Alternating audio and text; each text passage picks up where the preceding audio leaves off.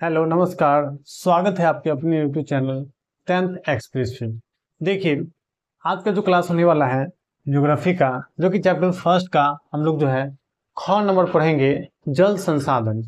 जबकि chapter first का जो है हम लोग संसाधन और चैप्टर फर्स्ट के ही जो है क नंबर भाग का हम लोग जो कि भूमि संसाधन, इसके बारे में बढ़िया से पढ़ लिए थे। फिर आज हम लोग जो जानेंगे, किसके बारे में जानेंगे, ख नंबर जल संसाधन के बारे में।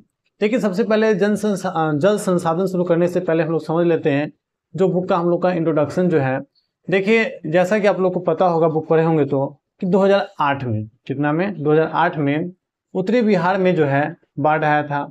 और ये जो बाढ़ आया था ये कोसी नदी के प्रकोप था। किसका प्रकोप था? कोसी नदी का प्रकोप था। और ये जो है देखिए, ये जो है बहुत भयंकर रूप भी ले लिया था, जिससे जो है जान मान की क्षति हुई थी। आप लोग जो है 2008 में उत्तरी बिहार में क्या आया था, बाढ़ आया था, जो कि कोसी नदी का प्रकोप था और इससे जान मान की हानि हुई थी। देखिए एक तरफ यदि जल हमारा जो है जल जीवन है, यानी कि सभ्यताओं में जो है महत्व योगदान रखता है, वहीं दूसरी तरफ जो है ये प्रकोप भी है, ये प्रचंड प्रकोप भी है, जिससे जो है हम लोग असुरक्षित भी है कि नहीं, जिससे हम लोग क्या है असुरक्षित भी है। तो चलिए हम लोग बात करते हैं जल संसाधन के बारे में। किसकी बात करते हैं हम लोग? जल संसाधन के बारे में। देखिए आप लोग हमेशा सुनते आते होंगे कि जल ही जीवन है और जल है तो कल है, जल ही जीवन है और जल है तो कल है। क्योंकि जल जो है एक बहुत ज़्यादा इम्पोर्टेंट संसाधनों में आता है। जैसे कि हम लोग को भूमि था तो वहाँ से तो उपज करके हम लोग खाने पीने की व्यवस्था करते हैं, खाने की व्यवस्था करते हैं। लेकिन हम लोग बात कर लें, जल जो है सिर्फ जीवन के लिए ही नहीं, सिर्फ जीवन के लिए नहीं, बल्कि ये सभ्यताओं और विकास का भी जो है ये नींव है। ये जो है सभ्यताओं और विकास का भी नींव है। इसलिए जो है जितने भी सभ्यताएं हैं, जितने भी प्राचीन सभ्यताएं हैं, वो कहीं ना कहीं जो है नदी के किनारे ही बसे हैं। कहाँ बसे हैं? नदी के किनारे हैं। जितना भी आप लोग जो है देखेंगे, जो शहर है वो किसके किनारे बसे हुए हैं? तो नदी के किनारे। जैसे कि आप लोग पटना का ही बात कर ले तो पटना जो है गंगा नदी के किनारे बसा हुआ है। किस नदी के किनारे बसा हुआ है? गंगा नदी के। तो कहने का अर्थ हो गया कि जल जो है सिर्फ जीवन जीने के लिए ही नहीं, बल्कि सभ्यताओं और विकास का भी जो है अंग है। और आप लोग यहाँ पे देखिए कि पृथ्वी का जो है 3/4 भाग जो है जल पाया जाता है। पृथ्वी के 3/4 भाग पर क्या पाया जाता है? जल पाया जाता है। और ये भी जल, इसमें भी में से भी जो है जल जो है, अधिकतर जल जो है पीने योग्य नहीं है। यानी कि बहुत ही कम जल क्या है? पीने योग्य है। बहुत ही कम जल क्या है इसमें? पीने योग्य है। तो पृथ्वी में 3/4 जल जो है क्या है? जल है। और बहुत ही कम जो है जल यहाँ पे पीने योग्य है। बहुत ही कम जल क्या है? पीने योग्य है। और देखिए जल चक्र जो है चलते रहता है। जल चक्र जो है लगातार चलते रहता है। जैसे बारिश हुआ, फिर बारिश बन के बादल बन गए, फिर बरसता है। यानी कि ये चक्र चलते रहते हैं। इससे तो नवीकरणीय संसाधन भी कह सकते हैं। तो हम लोग जल संसाधन क्या बोल सकते हैं? नवीकरणीय संसाधन भी कह सकते हैं। क्या कह सकते हैं? नवीकरणीय संसाधन। और वहीं बात करें, जल की अधिकता के कारण जो है हमारे पृथ्वी को नीला ग्रह भी बोला जाता है। क्या बोला जाता है? नीला ग्रह। और जल हमारे जीवन में जो है बहुत ज़्यादा हेल्प करता है, इनको उपयोगी होता है। यानी कि हम लोग देखिए अभी आधुनिक युग में का ही हम लोग बात कर लें तो जल से जो है बिजली उत्पादन किया जा रहा है, जो कि आगे हम लोग पढ़ेंगे। जो बड़ी बड़ी परियोजनाएं लाई गई, जिसमें डैम बना के जो है बिजली बनाई जाती है। विभिन्न प्रकार के उद्योग धंधे जो है में जल की आवश्यकता होती है, जल का उपयोग होती है। यानी कि जल का जो है विभिन्न उपयोग है। इन्हीं सब के बारे में हम लोग इस चैप्टर में पढ़ेंगे।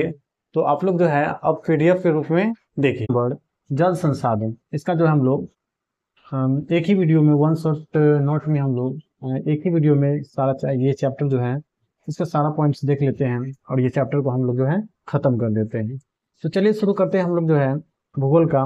देखिए पहला पॉइंट रहेगा हम लोग का कि 2008 में उत्तर बिहार की बाढ़ ने जल संसाधनों की महत्ता को जो है उजागर किया।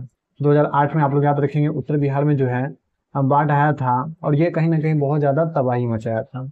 और इससे जो है जल संसाधनों की महत्ता का जो है महत्व का पता चला था। फिर दूसरा पॉइंट देखिए आप लोग, जल जीवन और सभ्यता के लिए जरूरी है। जल जो है जीवन के लिए तो जरूरी है ही, साथ साथ सभ्यताओं के लिए भी जरूरी है। इसी कारण सभ्यताएं नदियों के किनारे जो है बसी। इसलिए जितनी भी सभ्यताएं हैं वो नदियों के किनारे जो है बसी। फिर अगला पॉइंट आप लोग देखिए, आधुनिक युग में जल का उपयोग बिजली उद्योगों में भी होता है। और अभी के समय में आप लोग देखिएगा कि जल का उपयोग सिर्फ जीवन जीने के लिए ही नहीं, पीने के लिए ही नहीं, बल्कि इससे जो है बिजली उत्पादन किया जाता है और विभिन्न प्रकार के उद्योग धंधे में जो है जल का उपयोग होता है। और अगला पॉइंट आप लोग देखिए कि पृथ्वी का 3/4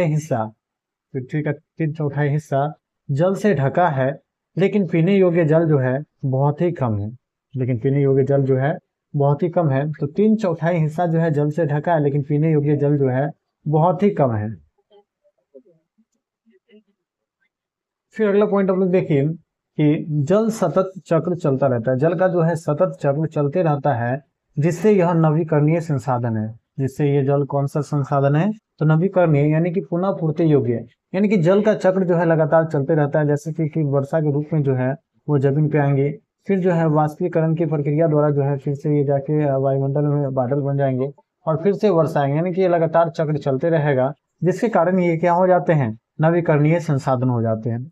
अगला पॉइंट आप लोग देखेंगे, जल को नीला ग्रह कहा जाता है। जल को नीला ग्रह कहा जाता है क्योंकि यहाँ जल प्रचुर मात्रा में है। क्योंकि पृथ्वी पे जो है जल प्रचुर मात्रा में है।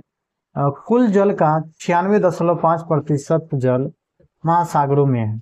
और आप लोग ये बहुत इंपॉर्टेंट पॉइंट है, याद रखेंगे कि कुल जल का 96.5% जल महासागरों में है और सिर्फ 2.5% जल ही पीने योग्य है, जो कि मीठा है।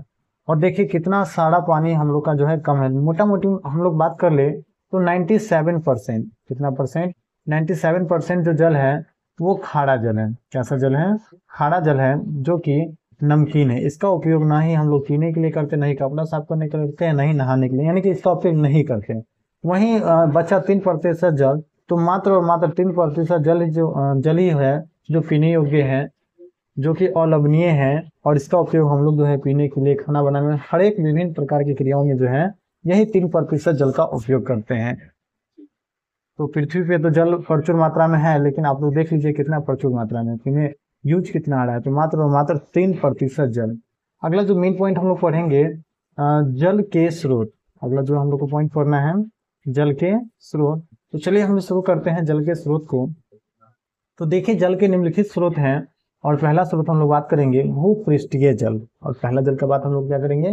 भूपृष्ठीय जल। देखिए भूपृष्ठीय जल क्या होता है? तो ये भूमि के पृष्ठ पे होते हैं, भूमि के ऊपर होते हैं। जैसे आप लोग देखिएगा तालाब है, जैसे क्या होता है? तालाब भूमि के ऊपर ही होता है। वहीं बात करें हम लोग झील का, फिर नदी का बात कर ले, तो ये भी जो है भूपृष्ठीय जल का उदाहरण है। क्योंकि नदी भी जो है भूमि के सतह पे है, भूमि के अंदर नहीं है, गड्ढा में नहीं है, बहुत ज्यादा अंदर में। तो कहने का मतलब भूमि के ऊपर जितने भी जल पाए जाएंगे उन्हें क्या कहेंगे? भूपृष्ठीय जल। और यह जल वर्षा, पिघली हुई बर्फ और भूजल के प्रवाह से प्राप्त होता है। और ये जो है वर्षा से, पिघली हुई बर्फ से, ये सबसे जो है ये जल प्राप्त होता है। तो ये था भूपृष्ठीय जलों के बारे में, जो कि नदियों, तालाबों, झीलों, जलाशयों में पाया जाता है। और भूपृष्ठ पर पाए जाने वाले जल को ही भूपृष्ठीय या धरातलीय जल कहते हैं, धरातलीय जल कहते हैं। चलिए दूसरा देखते हैं हम लोग भूमिगत जल के बारे में। किसके बारे में देखते हैं दूसरा हम लोग? भूमिगत जल के बारे में। तो देखिए वर्षा जल के धरातलीय छिद्रों से रिस कर कठोर शैलीय आवरण पर जमा जल भूमिगत जल कहलाता है। कहने का अर्थ ये हो गया, वर्षा जब होता है तो उसका पानी जो है रिस कर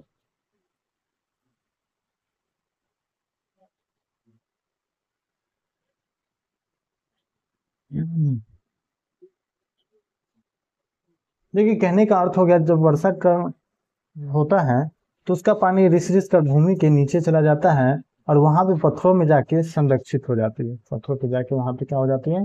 संरक्षित हो जाती है। और ये जल जो जमा हो जाती है, संरक्षित हो जाती है, यही जल क्या कहलाते हैं? भूमिगत जल कहलाते हैं। और इसका उपयोग हम लोग जो है हैंड पंप के द्वारा जो है निकाल के करते हैं, बोरिंग के द्वारा जो है सिंचाई करते हैं। तो भूमि के अंदर वाला जल को ही हम लोग क्या कहते हैं? भूमिगत जल कहते हैं। तो ये क्या होगा? भूमि के अंदर होगा, भूपृष्ठीय भूमि के ऊपर होगा। आप लोग ये याद रखिएगा। चलिए तीसरा जल देखते हैं हम लोग, वायुमंडलीय जल। तीसरा जो जल है वो वायुमंडलीय जल है। तो देखिए यह जल वायुमंडल में मौजूद जल वाष्प, बादल और वर्षा के रूप में होता है। तो ये जल जो है ऊपर वायुमंडल, नाम ही है वायुमंडल, तो ये वायुमंडल में पाया जाएगा बादल के रूप में। और इसका देखिए हम लोग जो है मेनली यूज नहीं कर पाते हैं, हाँ, लेकिन वर्षा के रूप में होता है तब इसका यूज हम लोग करते हैं। उसके बाद हम लोग देखते हैं महासागरीय जल के बारे में। तो चलिए हम लोग देखते हैं महासागरीय जल के बारे में। देखिए यह जल पृथ्वी के महासागरों और सागरों में, समुद्रों में पाया जाता है। यह जल खारा होता है और इसका उपयोग जो है हम लोग पीने योग्य नहीं कर पाते, किसी भी चीज के लिए नहीं कर पाते हैं। हाँ, इसमें मछली उत्पादन और तो समुद्र में तो होता ही है, और पृथ्वी के लगभग कुल 71% भाग को कवर करता है। कुल 71%, 100% में से कुल 71% जो है जल है, और बाकी बचे 29%, तो ये जो है भूमि है। अगला देखेंगे हम लोग जल संसाधन के वितरण। अगला पॉइंट हम लोग क्या देखेंगे, जल संसाधन के वितरण। तो चलिए देखते हैं हम लोग जल संसाधन के वितरण। देखिए पृथ्वी का लगभग 97% जल जो है महासागरों में है। अभी आप लोग देखें कि बुक में क्या डाटा था, 96.5% जल जो है महासागरों में है, और बचा कितना 2.5% जल, तो ये जो है स्वच्छ जल है। ये क्या है, स्वच्छ जल है। तो आप लोग एनसीईआरटी की बुक देखेंगे तो 97% ही दिया हुआ है और 3% ही दिया हुआ है, लेकिन हम जो बुक पढ़ रहे हैं एससीईआरटी का, तो इसमें जो है 96.5 और 2.5 दिया हुआ है। तो ये आप लोग याद रखेंगे, तो ये अपना लोग यही बुक का याद रखना है। और जिसमें से 25% जो है भूमिगत जल के रूप में उपलब्ध है, और इसमें से भी जो है 25%, इसमें 3% का भी अगर 100% हम लोग देखें तो इसमें से 25% जो है भूमिगत जल के रूप में उपलब्ध है। भारत में जल की स्थिति देखें तो भारत में विश्व की 16% जो है आबादी है। पूरा विश्व का जो है 16% आबादी कहाँ है, भारत में। लेकिन इसके लिए जो है मात्र और मात्र 16% आबादी के लिए 4% स्वच्छ जल ही उपलब्ध है। 4% स्वच्छ जल ही उपलब्ध है। अब देखते हैं अगला पॉइंट में हम लोग भारत की नदियों के बारे में। भारत की प्रमुख नदियां, तो देखिए भारत की प्रमुख नदियां में देखेंगे हम लोग गंगा हो गया, ब्रह्मपुत्र हो गया, सिंधु हो गया, और ये सब जो है भारत की प्रमुख नदियां हैं, सिंधु, गंगा, ब्रह्मपुत्र। और जल भंडारण क्षमता में 174 अरब घन मीटर ये जो है जल भंडारण किए हुए हैं। अगला देखेंगे हम लोग भूमिगत जल का वितरण। भूमिगत जल का क्या, कैसे, कहाँ पे क्या वितरण है, कहाँ पे कितना जल है। तो देखिए भारत में भूमिगत जल असमान रूप से मिलता है। असमान, इसका जो है समान वितरण नहीं है। मैदानी इलाके में जैसे कि आप लोग देखें तो ज्यादा होगा, मैदानी इलाके में ज्यादा जल होंगे, वहीं पहाड़ी क्षेत्रों में जो है कम जल मिलते हैं। और देश में 443.9% 9 अरब घन मीटर भूमिगत जल है, जिसमें से सबसे ज्यादा उत्तर प्रदेश, महाराष्ट्र, तमिलनाडु में है। और इन तीनों राज्यों में सबसे ज्यादा जो है जल है। क्योंकि अभी जस्ट यहाँ पे पता चला कि जल का जो है समान रूप से वितरण नहीं है। कैसा वितरण है, असमान रूप से वितरण है। और मैदानी में जो है, मैदानी जहाँ पे प्लेन इलाका होगा वहाँ पे ज्यादा जल होंगे, और जबकि पर्वत वाले इलाके होंगे वहाँ पे जो है जल कम मिलते हैं। और देश में जो है 443.9 जो है अरब घन मीटर भूमिगत जल है, जिसमें सबसे ज्यादा जो है उत्तर प्रदेश, महाराष्ट्र और तमिलनाडु में जो है जल की उपलब्धता है। वहीं हम लोग जो है अगला पॉइंट देखते हैं, जल संसाधन का उपयोग। जल संसाधन का उपयोग ये इम्पोर्टेंट भी है। तो चलिए देखते हैं जल संसाधन का उपयोग हम लोग। तो जनसंख्या बढ़ने के साथ जल की मांग भी बढ़ी। देखिए जैसे जैसे जनसंख्या बढ़ेगी जल की मांग भी बढ़ेगी, क्योंकि पहले जो है एक परिवार में 2 सदस्य थे, अब जो है 6 हो गए होंगे, तो जल की मांग भी बढ़ेगा। वो सब भी पानी पियेंगे, वो भी जल का यूज करेंगे, वो भी नहाएंगे, हर एक चीज करेंगे, तो जल का तो मांग बढ़ेगा करेगा। फिर 1951 में जो है प्रति व्यक्ति जल उपलब्धता 5177 घन मीटर था। और आप लोग याद रखेंगे 1951 में प्रति व्यक्ति जल उपलब्धता 5177 घन मीटर थी, जो कि 2025 तक घटकर 1342 घन मीटर हो जाएगी। और यह जल संकट का क्या है, संकेत है। इससे जो है जल संकट आएगा। देखिए 1951 तक इतना जल था 5177 घन मीटर, और जबकि जो है 2025 तक घटकर कितना हो जाएगी, 1342 घन मीटर हो जाएगी।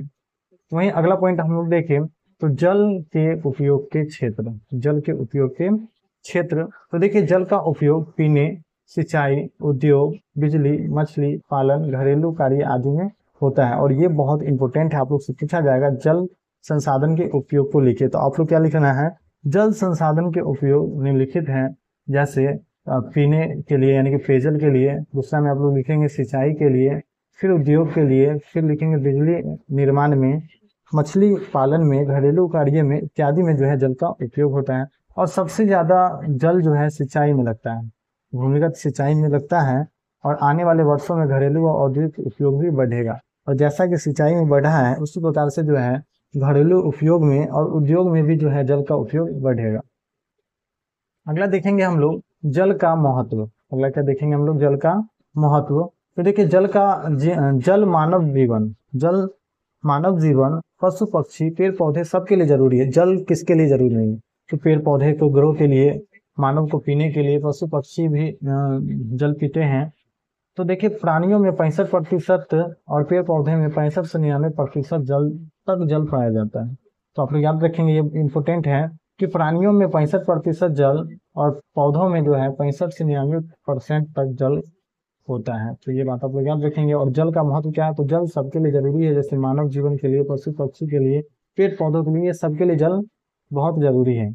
और हम लोग आगे बढ़ते हैं बहुउद्देशीय परियोजनाएं पे। किससे बढ़ते हैं? बहुउद्देशीय परियोजनाएं। देखिए बहुउद्देशीय परियोजनाएं क्या होती है? तो देखिए एक ही नदी पर कई कार्यों के लिए बांध बनाए जाते हैं। एक ही नदी पर कई कार्यों के लिए जो है बांध बना दिया जाएगा, बांध बनाए जाते हैं, उन्हें बहुउद्देशीय परियोजनाएं कहते हैं। तो देखिए कहने का अर्थ ये हो गया कि एक ही नदी पर कई सारे उद्देश्यों को पूर्ति करने के लिए बांध बनाकर, क्या बना के? बांध बनाकर उस पर कई सारा एक साथ उद्देश्यों को पूरा किया जाता है। जैसे बाढ़ नियंत्रण हो गया, सिंचाई हो गया, जलापूर्ति हो गया, बिजली उत्पादन हो गया, मत्स्य पालन हो गया, पर्यटन हो गया। यही सब उद्देश्यों को पूरा करने के लिए नदी पर बांध बनाकर उद्देश्य को पूरा किया जाता है। तो उसे क्या बोलेंगे? बहुउद्देशीय परियोजना है। तो आप लोग क्या लिखेंगे? एक नदी पर कई उद्देश्यों के लिए बांध बनाए जाते हैं, इन्हें बहुउद्देशीय परियोजना कहते हैं। और फिर आप लोग क्या लिखेंगे? इन परियोजनाओं का उद्देश्य है बाढ़ नियंत्रण, सिंचाई, जलापूर्ति, बिजली उत्पादन, मत्स्य पालन और पर्यटन इत्यादि। ये सब जो है उद्देश्य है बहुउद्देशीय परियोजनाओं का। बहुउद्देशीय कहने का अर्थ ही हो गया बहुत सारे उद्देश्य को जो है एक साथ पूरा करना। और यहाँ पे हम लोग जो है जल संसाधन के बारे में पढ़ रहे हैं, तो जल संसाधन में आप लोग क्या याद रखेंगे कि नदी पे जो है बांध बनाकर एक साथ कई उद्देश्यों को पूरा किया जाता है, जिससे क्या बोलेंगे? बहुउद्देशीय परियोजना है। और इन उद्देश्यों में आप लोग लिखेंगे बाढ़ नियंत्रण, सिंचाई, जलापूर्ति, बिजली उत्पादन, मत्स्य पालन, पर्यटन इत्यादि। तो ये सब आप लोग लिखेंगे। अगला जो देखेंगे, भारत के प्रथम प्रधानमंत्री पंडित जवाहरलाल नेहरू ने देश के विकास के रास्ते पर ले जाने वाली परियोजनाओं को आधुनिक भारत का मंदिर कहा है। कहने का अर्थ ये, यही बहुउद्देशीय परियोजनाओं जैसे कि बांध आर को पंडित जवाहरलाल नेहरू ने आधुनिक बांधों को क्या कहा है?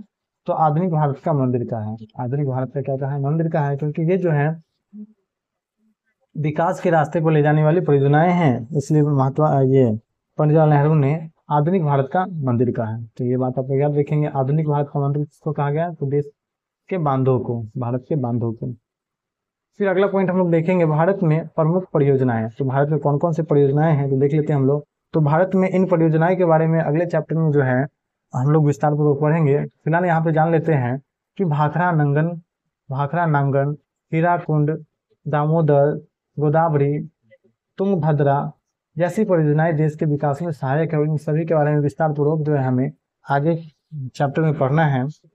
तो आप लोग बस इतना ही समझेंगे। इस परियोजनाएं कौन कौन सी परियोजनाएं प्रमुख? तो भाखरा नंगन, हीराकुंड, दामोदर, गोदावरी, तुंगभद्रा, ये सब जो है परियोजनाएं देश के विकास में सहायक है। ये सब जो है देश का विकास करते हैं। और इनसे जो है इन परियोजनाओं से जो है कृषि, उद्योग, ग्रामीण क्षेत्रों को लाभ मिलता है। तो कृषि में सिंचाई के लिए, उद्योग में भी जो है उपयोग होता है पानी का, और ग्रामीण क्षेत्रों को भी जो है इन परियोजनाओं से जो है लाभ मिलता है। अब देखिए पानी के लिए आंदोलन भी हुए, तो जन आंदोलन हो गया। तो देखिए जन आंदोलन क्या हो रहा है यहाँ पे, लोगों का आंदोलन। तो जैसे कि नर्मदा बचाओ आंदोलन जैसे कई आंदोलन बांधों के दुष्प्रभावों के खिलाफ जागरूकता फैलाते हैं। और ये आंदोलन विस्थापितों के अधिकार और पर्यावरण संरक्षण के लिए काम आता है। देखिए नर्मदा बचाओ आंदोलन में क्या हुआ था कि इसमें जो है नर्मदा बचाओ आंदोलन में क्या हुआ था, ये जो आंदोलन शुरू किया गया था मेधा पाटेकर के द्वारा शुरू किया गया था। किसके द्वारा शुरू किया था? मेधा पाटेकर के द्वारा। और आप लोग याद रखेंगे नर्मदा और उसकी सहायक नदी पर, किसपे? नर्मदा और उसकी सहायक नदी पर जो है नदियों पर 30 छोटे बड़े जो है बांध बनाए जाने थे। 30 बड़े और 135 मंजिले बांध बनाए जाने थे और 300 छोटे बांध बनाने का प्रस्ताव सरकार के द्वारा रखा गया। प्रस्तावित जो है बांधों के निर्माण से गुजरात, महाराष्ट्र, मध्य प्रदेश के 245 गांवों को डूबने की आशंका थी। इस कारण स्थानीय लोगों ने नर्मदा नदी पर जो है बांध बनाने के विरोध में आंदोलन किया, जिसे जो है नर्मदा बचाओ आंदोलन कहा गया। जिसे क्या कहा गया? नर्मदा बचाओ आंदोलन। और इस परियोजना से जो है 245 लगभग 245 गांव, और कहाँ कहाँ के गांव? तो गुजरात के, महाराष्ट्र के और मध्य प्रदेश के गांव जो है क्या हो जाते, डूबने की आशंका थी। तो इसलिए जो है लोगों ने जन संघर्ष किया और नर्मदा आंदोलन जो है शुरू किया। अगले देखेंगे हम लोग जल संकट के बारे में, जिस पर हम देखेंगे जल संकट, और ये इम्पोर्टेंट भी है, तो आप लोग याद रखेंगे जल संकट।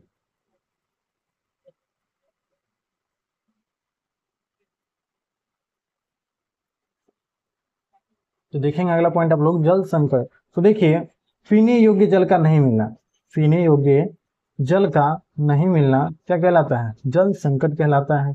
तो यदि हम लोग को पानी नहीं मिलेगा पीने के लिए तो क्या कहलाएगा? जल संकट ही कहलाएगा। यानी कि जल की अनुपलब्धता को जल संकट कहते हैं। और एक विशेषज्ञ हैं फॉल्कनमार्क, एक विशेषज्ञ हैं फॉल्कनमार्क जो कि स्वीडन के होते हैं। इनके अनुसार जो है प्रत्येक व्यक्ति को प्रतिदिन 1000 घन मीटर जल की आवश्यकता होती है। 1000 घन मीटर जल की आवश्यकता होती है। इससे कम जल उपलब्धता जल संकट कहलाता है। इससे कम जल उपलब्धता जल संकट कहलाता है। तो आप लोग याद रखेंगे, स्वीडन के विशेषज्ञ फॉल्कनमार्क के अनुसार प्रत्येक व्यक्ति को प्रतिदिन 1000 घन मीटर जल की आवश्यकता होती है। प्रत्येक व्यक्ति को प्रतिदिन एक दिन में 1000 घन मीटर जल की आवश्यकता होती है, और इससे कम जल की उपलब्धता जल संकट कहलाती है। इससे कम जल की उपलब्धता क्या कहलाती है? जल संकट। और ये आखिर जल संकट जो है होती कैसे है, आते कैसे हैं? तो आप ध्यान रखेंगे, बढ़ती जनसंख्या इसका मेन जो है कारक है। वहीं गलत वितरण, इसका जो है सही ढंग से वितरण नहीं हो पा रहा है। अत्यधिक दोहन, इसका जो है अंधाधुंध दोहन हो रहा है। और कम वर्षा के कारण जो है जल संकट आता है। कम वर्षा के कारण क्या आता है? जल संकट होता है। कई शहरों में पानी की कमी आम है, जिससे खेती और जीवन प्रभावित होता है। और देखिए, पानी से खेती भी प्रभावित होगा और जीवन भी जो है प्रभावित होगा। तो ये सब आप लोग याद रखेंगे। तो ये सब इसका कारक हैं जो कि जल संकट के कारक हैं। अगला देखेंगे जल संकट के दुष्परिणाम। तो क्या क्या जल संकट के कारण हम लोग को प्रॉब्लम होगा? तो देखिए, जल की कमी से कृषि नहीं होगा, उद्योग नहीं चलेंगे, घरेलू कार्य नहीं होंगे, ये सब प्रभावित रहेंगे। और जल की गुणवत्ता भी खराब होती है।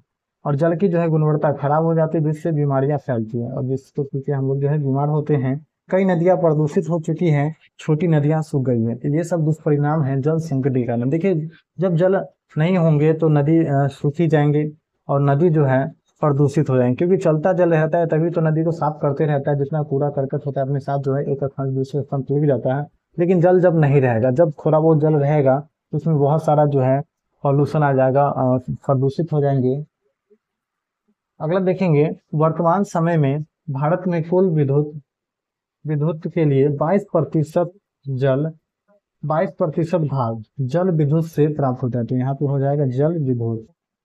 तो लगभग जो है टोटल 22% जल विद्युत से जो है वर्तमान में विद्युत प्राप्त होता है। क्या प्राप्त होता है? विद्युत, यानी कि बिजली। तो 22% वर्तमान में 22% जो है जल विद्युत से प्राप्त होता है। तो आपको याद रखेंगे, जल विद्युत में कुल विद्युत का लगभग 22% भाग जल विद्युत से प्राप्त होता है। टोटल 22% जो है जल विद्युत से प्राप्त होता है, जल विद्युत। अगला पॉइंट देखेंगे आप लोग कि केवल कानपुर में 180 चमड़े के कारखाने हैं जो प्रतिदिन 58 लाख लीटर मल जल गंगा में विसर्जित करती हैं। और आप लोग याद रखेंगे, केवल जो है 180 चमड़े के कारखाने कहाँ पे है? तो कानपुर में है। और ये जो है प्रतिदिन 58 लाख लीटर मल जल गंगा में विसर्जित करती है।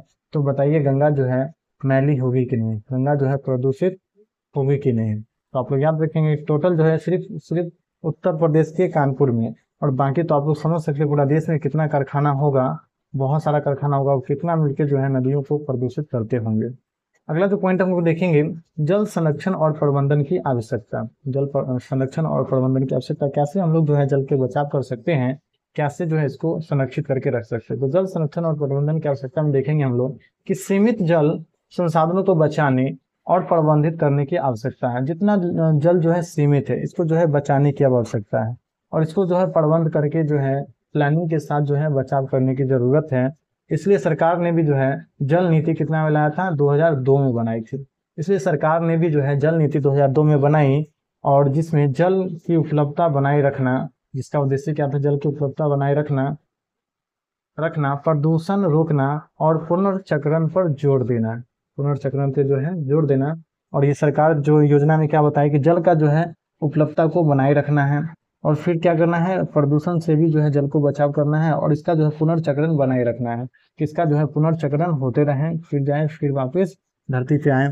फिर अगला हम लोग जानेंगे, बहुत ही इंपॉर्टेंट पॉइंट है इस चैप्टर का, कि जल संरक्षण के उपाय क्या हैं।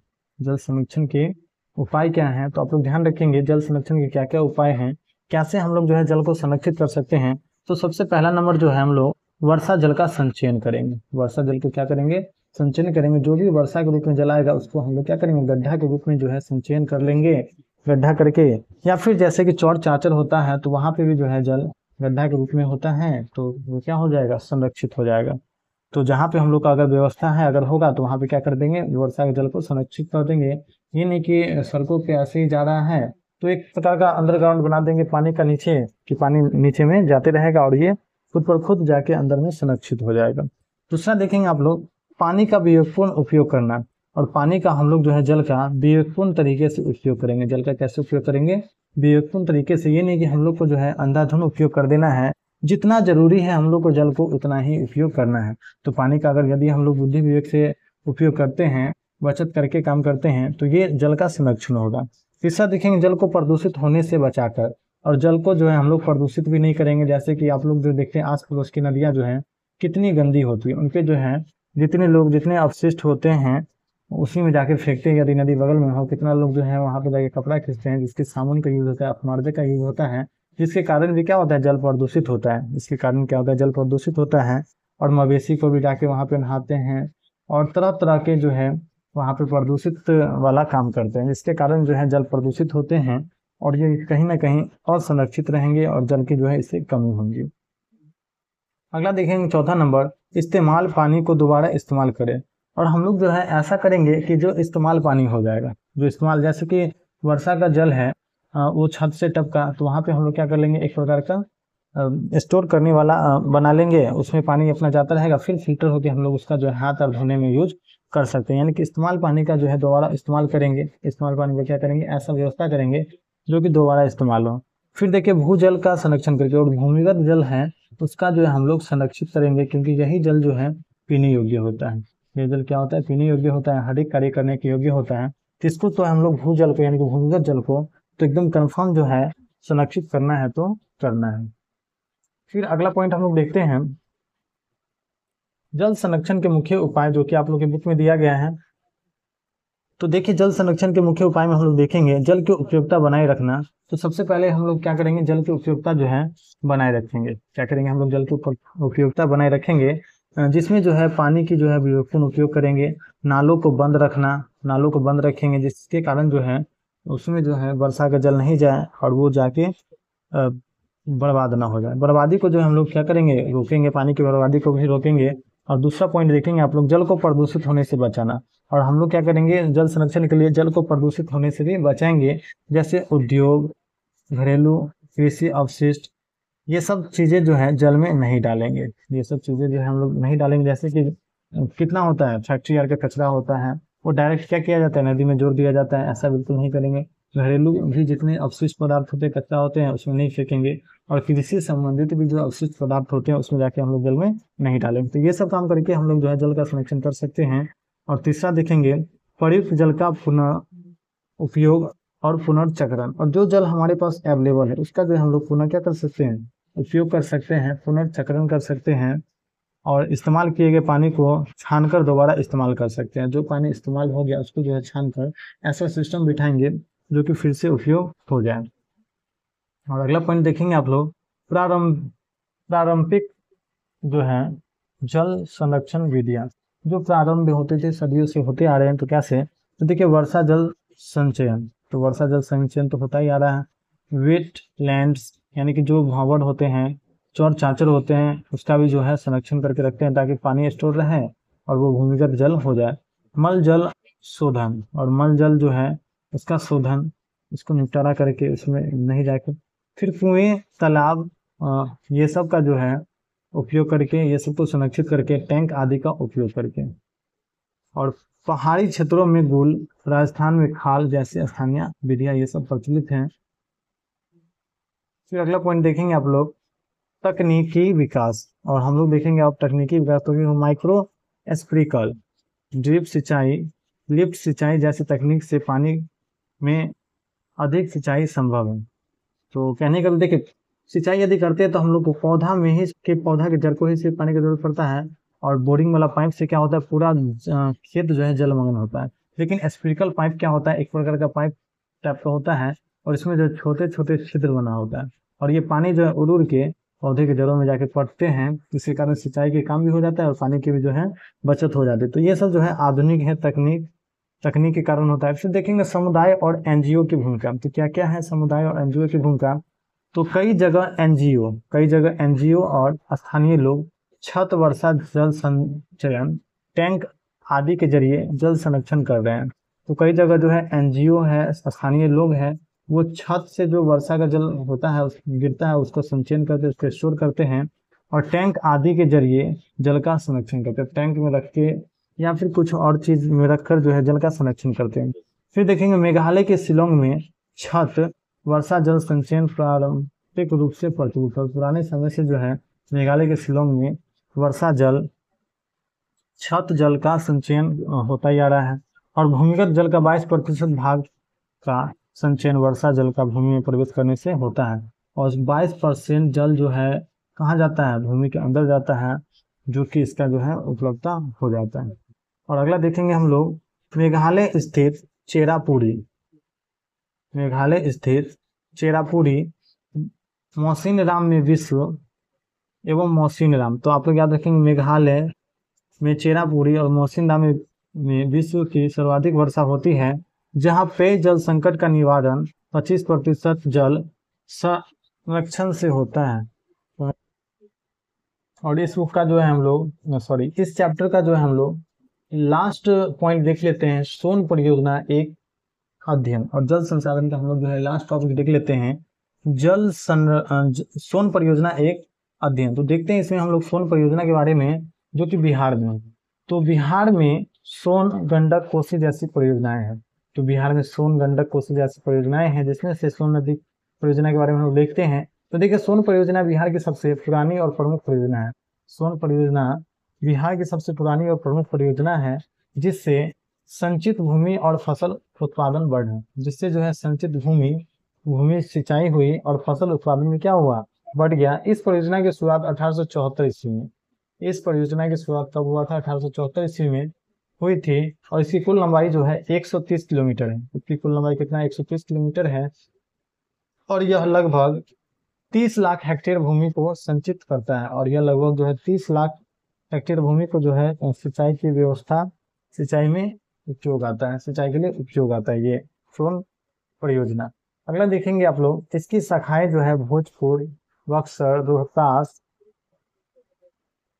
रोहतास आदि जिलों को जो है लाभ पहुंचाती है इस परियोजना। और सोन परियोजना का आप लोग जो है विस्तार देखेंगे तो 1968 ईस्वी में डेहरी से 10 किलोमीटर दूर शारदा गृह बांध पर बनाकर बहुउद्देशीय परियोजना की शुरुआत हुई। और 1968 में डेहरी से 10 किलोमीटर दूर शारदा गृह, आप लोग याद रखेंगे, शारदा गृह पर बांध बनाकर बहुउद्देशीय परियोजना की शुरुआत हुई, जिससे भूमि संचित हुई और कृषि उत्पादन बढ़ा। जिससे भूमि जो है संचित हुई और कृषि उत्पादन बढ़ा, जिससे बिहार को चावल का कटोरा कहा गया। जिससे बिहार को क्या कहा गया, चावल का कटोरा। और ये सब सोन परियोजना का कहीं ना कहीं देन है। अगला देखेंगे जल विद्युत उत्पादन। तो देखिए, जल विद्युत उत्पादन में शारदा गृह पर जल विद्युत उत्पादन केंद्र स्थापित हो गई। तो आप याद रखेंगे शारदा गृह क्या है, तो यहाँ पे जल विद्युत उत्पादन होता है, जिससे 6.6 मेगावाट बिजली बनती है। और परियोजना की नहरों पर पुनर्निर्माण प्रक्रिया भी चल रही है। पुनर्निर्माण की प्रक्रिया और भी जो है चल रही है। और अन्य जलाशय योजनाएं आप लोग देखेंगे तो बिहार में इंद्रपुरी जलाशय योजना, तटवन जलाशय योजना जैसी योजनाएं भी प्रस्तावित हैं। इनसे जो है बिजली और सिंचाई दोनों में मदद मिलती है। इनसे बिजली और सिंचाई में जो है दोनों में मदद मिलती है। तो आप लोग जो है यहाँ तक सोन परियोजना के बारे में भी देख लिए, जो कि बिहार के प्राचीन परियोजनाओं में से एक है। और हम लोग जो है ज्योग्राफी के चैप्टर फर्स्ट के 4 नंबर जो कि जल संसाधन, जो कि चैप्टर का क्या नाम है, जल संसाधन, इसका 1 शॉट में हम लोग जो है पूरा अध्याय को जो है खत्म कर लिए हैं। इस अध्याय को जो है हम लोग खत्म कर लिए हैं, वो भी जो है एकदम परफेक्ट नोट्स के साथ। तो आप लोग को ये क्लास कैसा लगा आप लोग कमेंट करना ना भूलें, और हमारे इस वीडियो को जो है लाइक भी करें, हमारे इस क्लास को क्या करें, लाइक भी करें। मिलते हैं आप लोग से अगली वीडियो में, तब तक के लिए इतना ही।